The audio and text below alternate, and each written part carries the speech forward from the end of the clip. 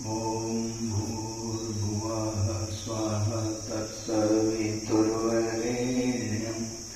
भर्गो देवस्य धीमहि धियो यो नः प्रचोदयात्। अभूतपूर्व समय का लाभ प्रत्येक मनुष्य को मिले, इसके लिए युग परिवर्तनकारी सत्ता ने अपना प्रतिनिधि परम पूज्य गुरुदेव पंडित श्री राम शर्मा आचार्य को भेजा। इस जमीन पर मनुष्य जाति का उज्जवल भविष्य उसकी गरिमा के अनुरूप उसे प्राप्त हो, वातावरण अनुकूल हो तो पौधों का विकास होता है, वातावरण विपरीत हो तो विकास नहीं होता है। अभी 21वीं सदी मनुष्य जाति के लिए उज्जवल भविष्य उसकी परम ऊंचाई को प्राप्त कराने के लिए वातावरण लेके आया है। इस वातावरण के साथ जो चलते हैं उनका विकास होता है, जो वातावरण के साथ नहीं चलते हैं उनका विकास नहीं होता है। विपरीत परिस्थितियों में उन्हें संघर्ष करना ज्यादा पड़ता है, लाभ नहीं मिलता है। सभी अनुभवी महापुरुषों ने धरती के कहा है कि धरती की सर्वोत्तम कृति मनुष्य है। महाभारत में भी व्यास जी ने कहा है, नहीं मानुषात् श्रेष्ठ तरम कश्चित, मनुष्य से श्रेष्ठ और कुछ नहीं है। इस्लाम धर्म में भी मनुष्य को अशरफुल मखलूकात कहा है, पूरी सृष्टि में सबसे अधिक महत्वपूर्ण है। महत्वपूर्ण किस बात के लिए है? निर्भयता हो, निश्चिंतता हो, पूरा विकास हो, आनंद से भरा हुआ चित्त हो, धरती का वातावरण एक दूसरे को भयभीत ना करे, एक दूसरे को मिलकर लोग प्रसन्न हो, सब एक दूसरे के सुख दुख में साथी हो। ऐसा सुंदर वातावरण इन दिनों वापस भगवान ला रहा है इस जमीन पर। उसी परिवर्तन वेला में उसने संकल्प के अनुसार 100 वर्ष पहले से तैयारी की है। परम पूज्य गुरुदेव पंडित श्री राम शर्मा आचार्य जी ने, जो हमारे गुरु हैं, उन्होंने 1926 में युग परिवर्तन की एक मशाल जलाई, अखंड दीप का प्रज्वलन किया बसंत पंचमी के दिन, इसलिए कि मनुष्य के जीवन में भी बसंत आया। पुराने पत्ते सड़ गए, पत्ते गिरे और नई कोपलें फूटे, नया विकास हो, नई खुशबू फैले, नई सुगंध फैले। मनुष्य जाति की जब सुगंध फैलती है इस जमीन पर तो देवी देवता भी पिकनिक मनाने आते हैं धरती पर। ऐसा वक्त जिसका जो कभी नहीं आया है वो आ रहा है, क्योंकि वक्त कभी अपने आप को पूरा ज्यों का त्यों दोहराता नहीं है, कुछ परिवर्तन होता रहता है और प्रतिक्षण कुछ न कुछ परिवर्तन होता ही रहता है। ये परिवर्तन भी उसी का एक रूप है। बहुत पहले से परम पूज्य गुरुदेव ने प्रज्ञा अभियान, एक अभियान निकाला कि मनुष्य की प्रज्ञा विकसित हो तो उसके जीवन में परिवर्तन सकारात्मक रूप से घटित होगा। प्रज्ञा जागरण के उपाय खोजे, उनके भीतर एक पीड़ा पैदा हुई, दर्द पैदा हुआ, इसलिए कि उन्होंने स्वयं को जाना। उनकी जीवन यात्रा की जो शुभारंभ हुआ, उस जीवन यात्रा की शुभारंभ में सर्वप्रथम उनका पहले स्वयं को जानने के लिए जो तप साधना हुई, बस उसी दिन से वो बेचैन हो गए। क्योंकि जो व्यक्ति स्वयं को जानता है उसके भीतर करुणा का जन्म होता है, और अगर करुणा भीतर पैदा हुई तो कोई भी मनुष्य चैन से रह नहीं सकता है। स्वयं को जानने के बाद सभी में स्वयं ही हम देखते हैं, स्वयं को कोई दूसरा नहीं दिखाई पड़ता है। मैं ही सभी रूपों में मौजूद हूं, और जब अपनापन इतना विकसित हो जाए कि सभी में मौजूद हो जाए तो किसी की पीड़ा, किसी का दर्द, किसी की गिरावट, किसी का पतन देख देख करके वो पीड़ित होता है, छटपटाता है। इतना गरिमापूर्ण व्यक्तित्व परमात्मा ने जिसे सृजा, जिसे निर्मित किया, अपना प्रतिरूप बनाया। भगवान ने अपने पास कुछ बचा के नहीं रखा। जो कुछ उनके पास था, मनुष्य को सब कुछ दे करके अपने राजकुमार की हैसियत से भेजा था। लेकिन हम उसका उपयोग नहीं कर पाए। उसका उपयोग न कर पाने की वजह से हमारा पतन हुआ और हम पशुओं से भी गए गुजरे स्तर पर जीवन जी रहे हैं। पशु तो वर्तमान में स्थित है, उसे भविष्य की बहुत चिंता नहीं होती। भूत भी बहुत परेशान नहीं करता और आदमी के हाथ से उसका वर्तमान छूट गया। वो भूत और भविष्य में ही दिन भर पड़ा रहता है। वर्तमान को भूत भविष्य के चक्कर में खो दे रहा है, वर्तमान का सदुपयोग नहीं कर पा रहा है और इसलिए दुखी है।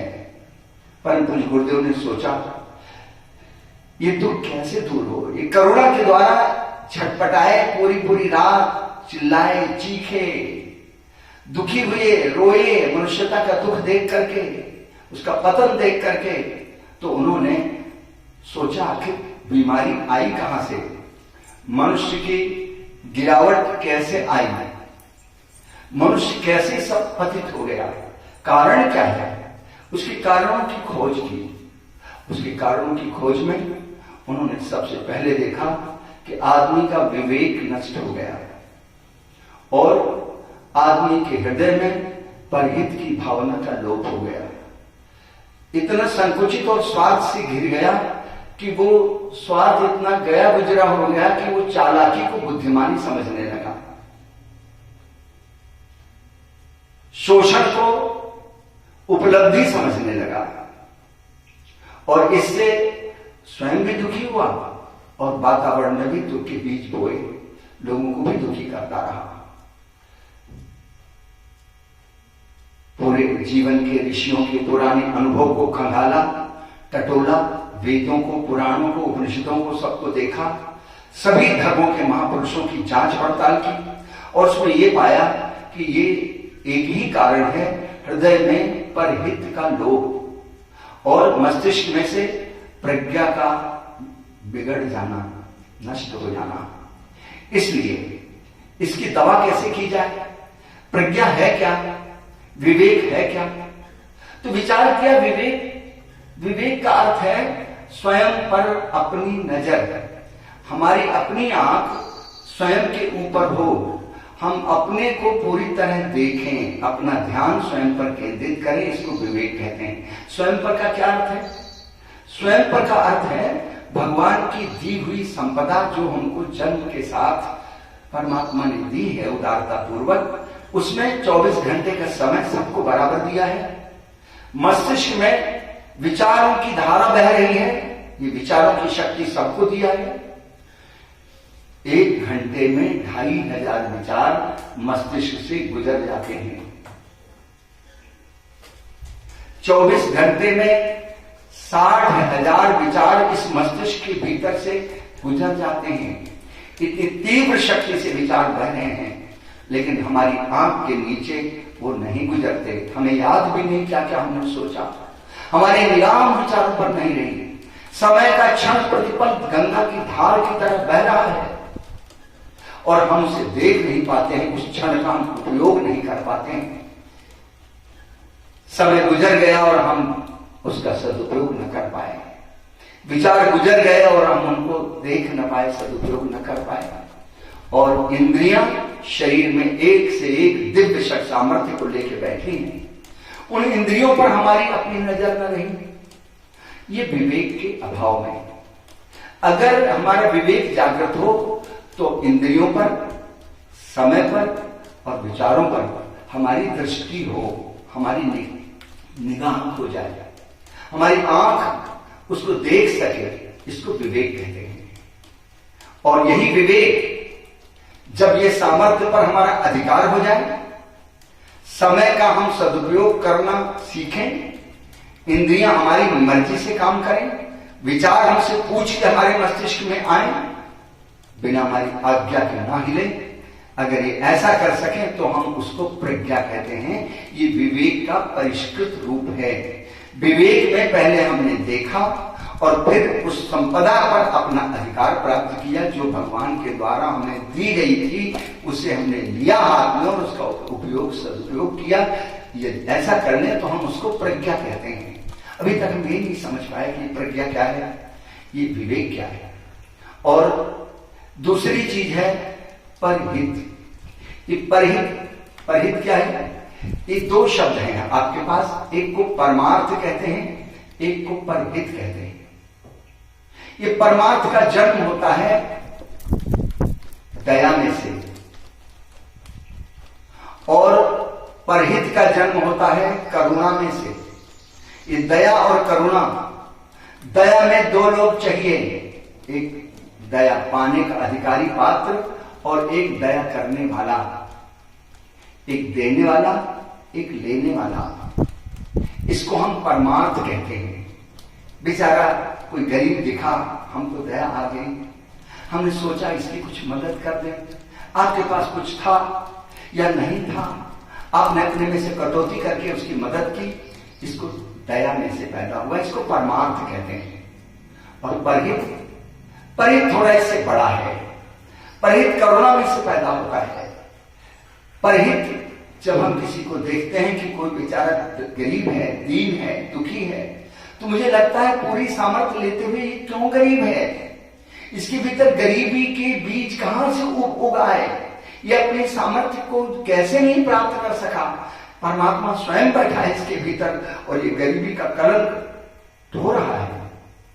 इसलिए उसको समर्थवान बनाना, स्वयं अपने पांव पर खड़ा करना, ये परहित है। स्वयं उसको उस स्थिति में लाना, ये परहित है।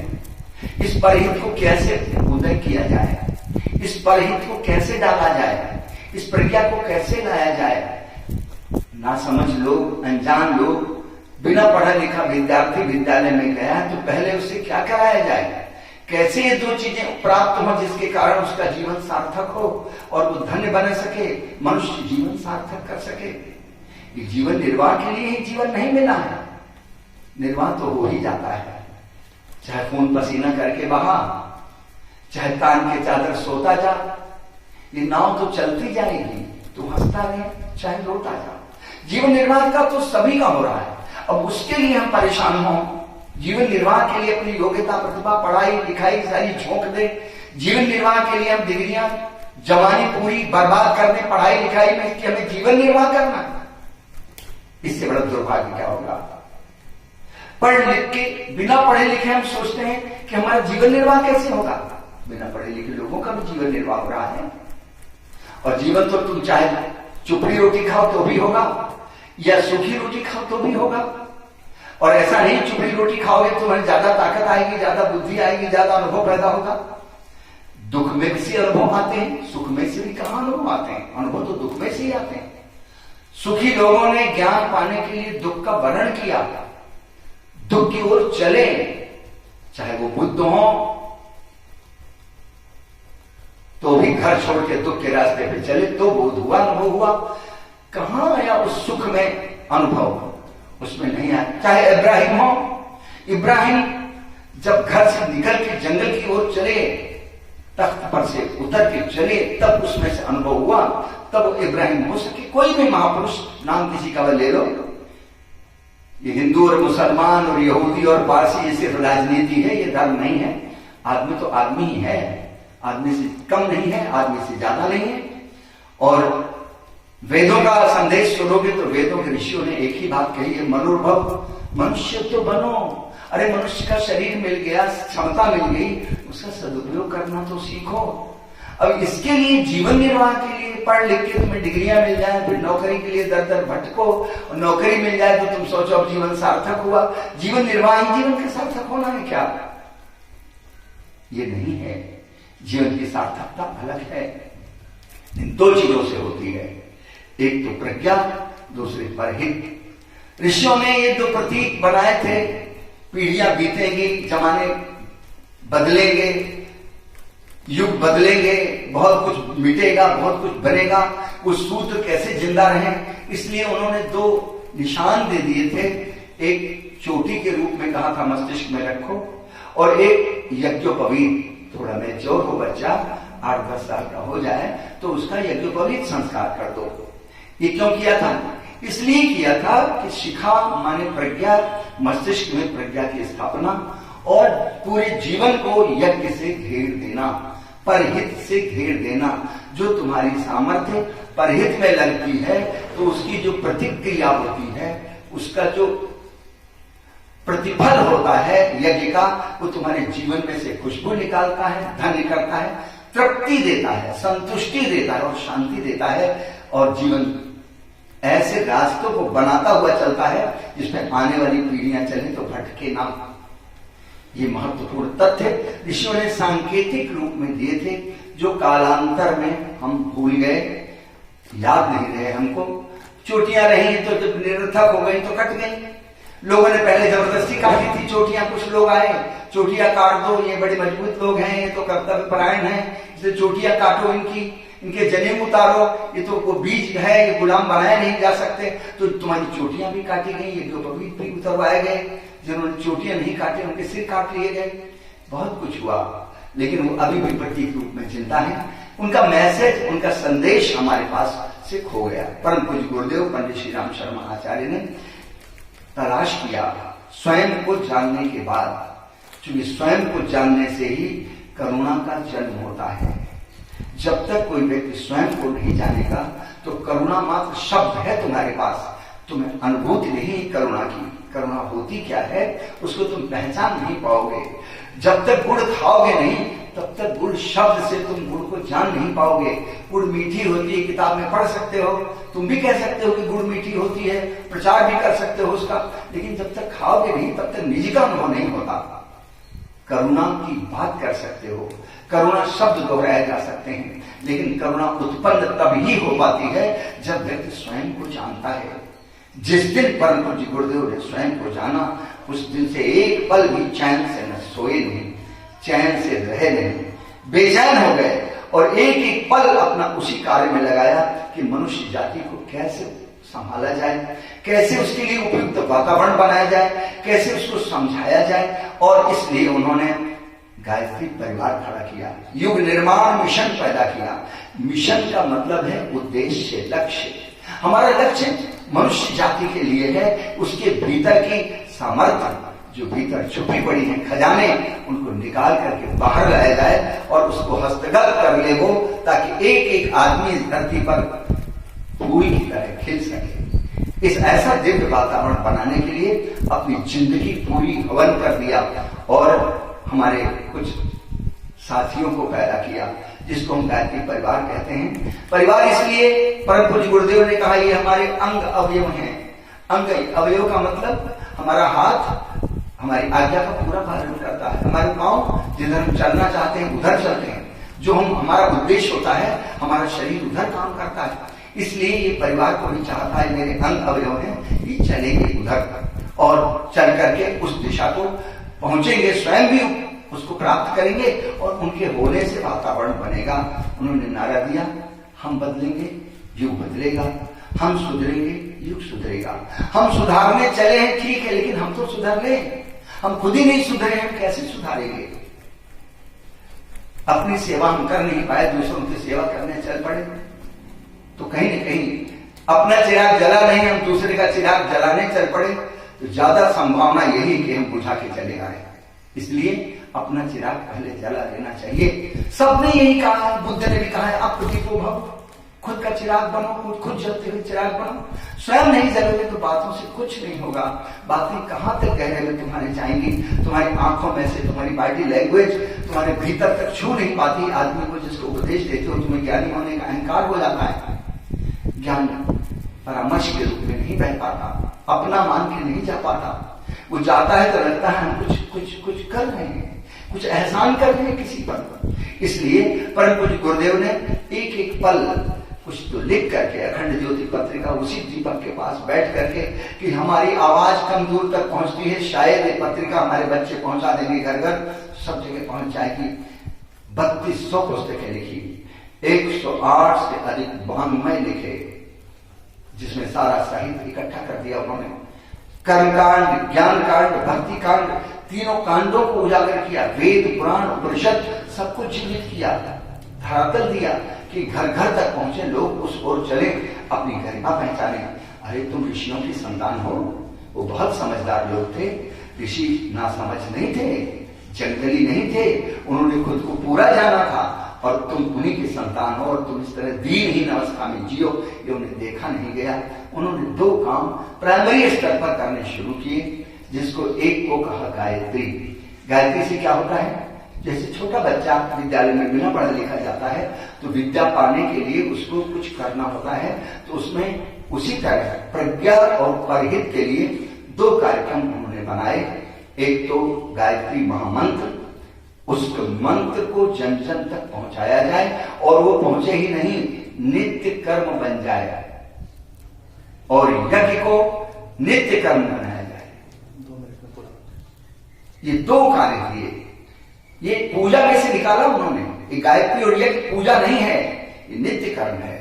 ये हमारे दैनिक जीवनचर्या में चाहिए। सूर्यास्त से सूर्योदय तक का समय ये तुम्हारे अपने एक्सरसाइज का है, तुम्हारी अपनी योग्यता बढ़ाने का है, तुम्हारी अपनी प्रतिभा बढ़ाने का है, तुमको अपने इंद्रियों को, अपने उपकरणों को ताजा करने, संभालने का है, तेजस्वी बनाने का है। इस नित्य कर्म में इन 2 को शामिल करो, और जब सूर्योदय हो, सूर्योदय से सूर्यास्त तक सूर्य को प्रणाम करो, अर्घ्य दो, और अपने कर्तव्य पथ पर, धर्म पथ पर बढ़ चलो। ये हमारी मान्यता जो खो गई है, उसको वापस देने के लिए परम पूज्य गुरुदेव ने पूरा जीवन लगाया है। हम इधर उधर की बातों को छोड़कर स्वयं अपने जीवन को सार्थक करें, और उनके लक्ष्य को, उस मिशन को आगे बढ़ाने में स्वयं को लगाएं, स्वयं भी धन्य बने और वातावरण को भी धन्य बनाएं। ये संदेश परम पूज्य गुरुदेव का आज इस चैनल से प्रथम बार आपको दिया जा रहा है। आप इसे सुने, समझें और चिंतन करें।